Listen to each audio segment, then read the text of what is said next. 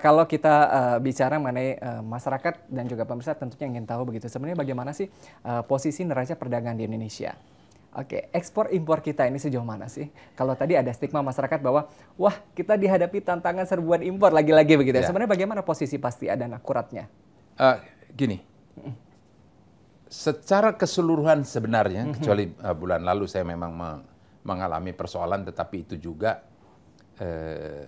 defisit kita setelah kita lihat lebih banyak kepada barang modal, bahan baku, kemudian bahan penolong, yang buat saya dan buat kita sebenarnya tidak usah terlalu khawatir karena untuk jangka panjang import karena barang modal, ada Komatsu, ada kemudian lift, ada eskalator besar sekali dalam jumlah besar. Artinya ada terjadi ke depan itu akan baik. Kita yang non migas rata-rata kita surplus. Tetapi menjadi defisit karena migas kita, minyak kita kan importnya besar. Sekali lagi bulan lalu saya defisit di situ. Dan itu menjadi concern karena itu adalah sesuatu atau hal yang diperintahkan oleh Pak Presiden Jokowi kepada saya untuk hati-hati dengan itu. Dan kita lihat semuanya. Nah, apa sekarang? Saya bisa katakan wortel sekarang. Itu wortel domestik semua. Saya panggilin tuh semua importir. Saya bilang, kenapa you minta izin import wortel? Saya bilang, kalau you nggak itu, saya ajak keliling ke daerah, lihat itu petani ngangkut wortel dan wortel busuk nggak laku. Memang wortel kita jelek. Tetapi dia tidak akan menjadi bagus kalau kita tidak buka pasarnya.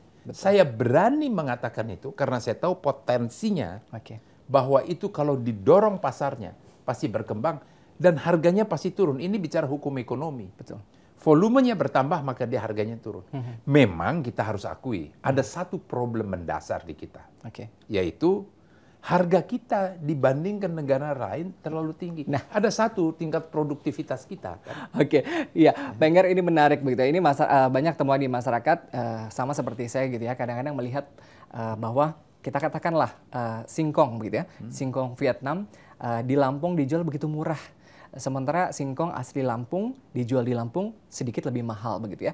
Kenapa cost production yang ada di Indonesia ini begitu besar? Sebenarnya tantangan-tantangan apa saja yang terjadi? Ya, memang sekali lagi saya itu adalah di hulu, saya tidak mau terlalu touch itu. Tetapi khusus di Lampung yang berbicara mengenai singkong pernah terjadi, dan itu sekarang yang di antara petani dengan pabrik tepungnya, itu saya bikin kerjasama mereka, itu jatuh harganya. Dan begitu rendah sehingga mereka rugi, menjual saja rugi. Demo dia di sini bersama dengan bupatinya. Jadi kemudian saya tanya, ini siapa pembelinya? Ada pabriknya. Yang dia juga berorientasi ekspor selain juga dengan itu. Saya undang. Saya bilang, saya persuade. Saya tawar-menawar dengan si pengusaha itu. Tolong dong beli. Tapi harganya tidak 400. You biasa beli dengan 800-900. Petani sebenarnya sudah bilang sama saya, Pak, 600 sudah oke. Terjadi tawar-menawar sampai 700. Saya bilang. Dia bilang, Pak, 600, 700 lah. Jadi saya menjembatani mereka. Saya bawa pertemukan mereka. Saya bilang, ini jangka panjang Anda beli. Tapi saya minta kepada petani, you harus fair ya. Seluruh produksi you diserahkan kepada dia. Karena dia yang mau berani mensacrifice dari 400 menjadi 700. Dia pengorbanan. Jadi mutual benefit harus lakukan. Wah, mereka nangis, sujud syukur segala macam.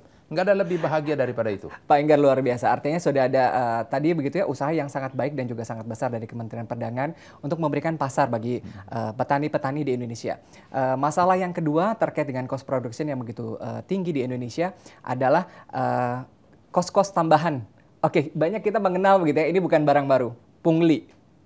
Ini menjadi satu tantangan besar bagaimana tadi efisiensi produksi di Indonesia sendiri ini masih jauh kalau kita katakan begitu ya dibandingkan beberapa negara lain. Apa langkah-langkah rencana awal atau rencana-rencana yang sudah dilakukan oleh Kementerian Perdagangan?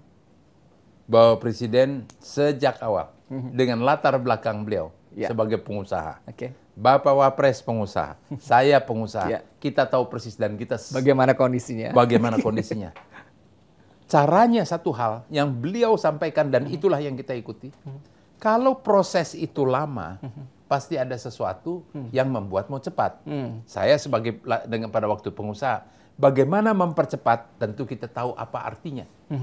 Tetapi kalau semua transparan dan proses izin itu cepat dan transparan, tidak ada alasan untuk korupsi, tidak ada alasan untuk pungli.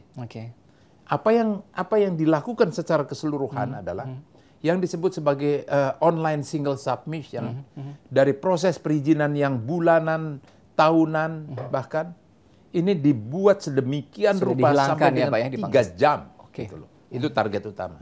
Yang kedua, yang saya sendiri lakukan adalah kita online dan kita digital signature. Kita upayakan untuk mengurangi pertemuan antara pengusaha yang meminta izin dengan kita para pejabat. Saya tim saya pun dia bilang, Pak, kalau bisa begitu saya nggak terima tamu juga enak daripada dicurigain. Tetapi sebagai Kementerian Perdagangan, saya harus bertemu dengan pengusaha yang untuk persuade mereka. Sebagai contoh tadi para importir, tolong dong, yuk kurangi. Saya nggak bisa ngelarang. Tapi yuk, kenapa sih minta importnya 100? Kenapa sih yuk nggak importnya cuma 60 aja, 70? Sisanya yuk isi dari domestik dong. Ada persoalan apa domestiknya? Kita sendiri harus details, go details. Untuk kemudian kita cari solusinya untuk membantu. Menarik. Kita bicara mengenai masa kejayaan produk-produk Indonesia. Kalau kita sempat melihat beberapa produk itu banyak sekali ditempelin bahwa made in Indonesia. Nah, sekarang kita jarang sekali menemukan begitu ya, karena banyak produk yang tadi dikatakan produk ekspor kita adalah raw material. Bagaimana kita menghadapi tantangan industrial? Kita masih akan lanjutkan di toko kita bersama dengan Menteri Perdagangan Enggar Tias Telukita. Tetap bersama kami.